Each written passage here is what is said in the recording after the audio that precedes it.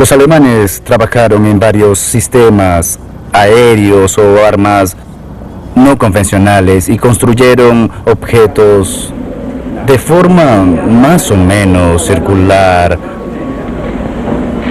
Aeronaves de despegue y aterrizaje vertical, por ejemplo. El despegue vertical era una prioridad para el equipo de Kammler. Las pistas de Alemania estaban desapareciendo por los bombardeos. Necesitaban aeronaves militares que no requirieran de asfalto. Un proyecto tenía mucho potencial. Die Glocke, la campana. Igor Witkowski es historiador de la aeronáutica polaca. Ha investigado la campana durante más de 20 años. Su trabajo concluye que el dispositivo fue probado en una instalación subterránea llamada hoy la mina Wenceslas. En su aspecto exterior, la campana estaba cubierta de cerámica, tenía una silueta en forma de campana, con un eje alrededor del cual rotaban dos cilindros en sentidos opuestos. Al conectarse con fuentes de alto voltaje, los cilindros comenzaban a girar en sentidos opuestos. Witkowski cree que los alemanes trataban de crear un vórtice cargado eléctricamente. Al igual que un tornado, la succión creada sería capaz de elevar los objetos. Toda la evidencia sugiere, incluso los cálculos matemáticos, que podría ser una forma efectiva de desafiar la gravedad. ¿Estaban los nazis a punto de un gran adelanto en la tecnología de propulsión? En abril de 1945 los aliados habían superado las fuerzas de Hitler y era hora de sacar a los científicos e ingenieros de Alemania. La pregunta era, ¿a dónde llevarlos? ¿Y qué sucedería con sus diseños? ¿Podría la caída de un ovni 20 años más tarde en Pensilvania ser la respuesta? Se reportan ovnis en nuestro espacio aéreo.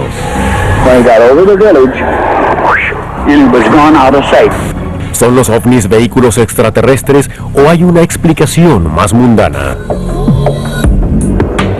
Documentos capturados revelan que durante la Segunda Guerra Mundial los nazis trabajaban en radicales diseños de aeronaves de despegue vertical. Uno de esos proyectos, la campana, mostraba potencial. Al final de la guerra se desvaneció. 20 años más tarde, un extraño evento ocurre en Pensilvania. 9 de diciembre de 1965, 4:30 p.m. Testigos reportan la caída de un ovni en una zona boscosa en las afueras de Kecksburg, Pensilvania.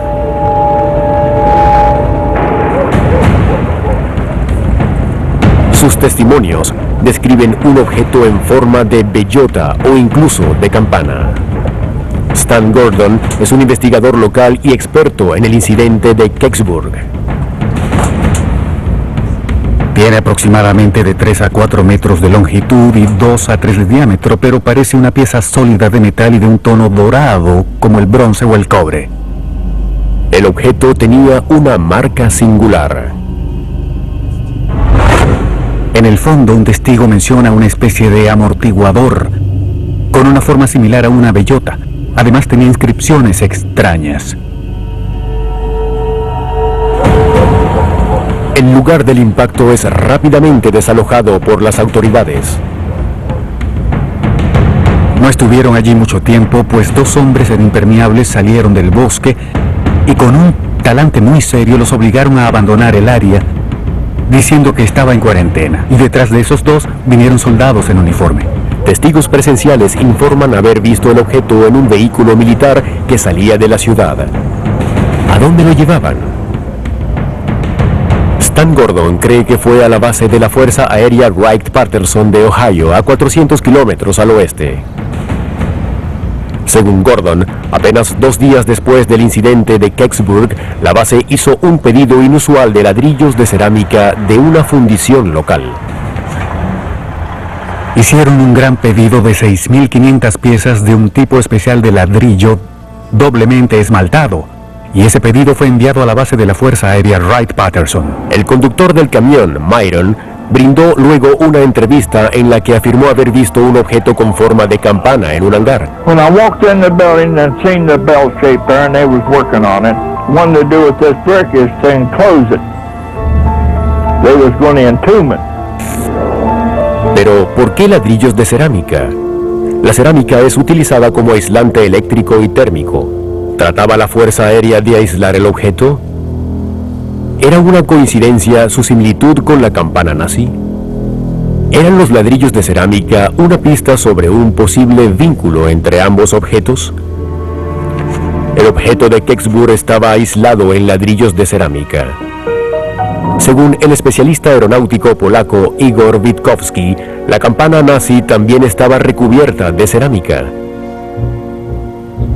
Witkowski cree que la campana fue probada aquí, en Polonia, en una misteriosa estructura conocida como henge.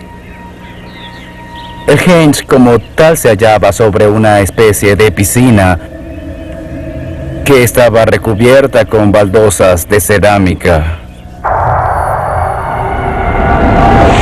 La campana nazi tenía otra característica prominente: extrañas inscripciones. Los nazis tenían una extraña mezcla de religión y ciencia que incluía mucho ocultismo. Así que usaban muchos de sus símbolos y la campana estaba cubierta de inscripciones. El área elevada de la bellota tenía extrañas inscripciones. La evidencia es convincente, pero circunstancial. Tanto la campana nazi como el objeto de Kecksburg usan cerámica. Tenían forma parecida y símbolos inusuales. La interrogante es, si el objeto de Kecksburg era Die Glocke, ¿cómo terminó en Estados Unidos 20 años más tarde? Para hallar la respuesta, debemos regresar a Alemania a finales de la Segunda Guerra Mundial. En abril de 1945, Hitler ordenó la muerte de 62 científicos que trabajaban en el proyecto Campana. Los prisioneros de campos de concentración que trabajaban en el proyecto también fueron ejecutados. El genocidio fue supervisado por el general de la SS a cargo del programa de armas secretas de Hitler, el Dr. Hans Kammler.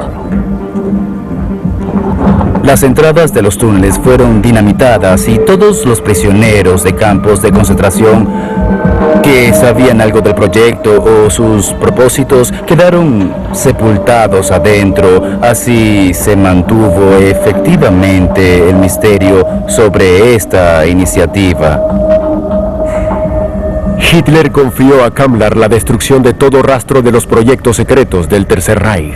Pero lo que el Führer no sabía era que Kammler estaba listo para cambiar de bando.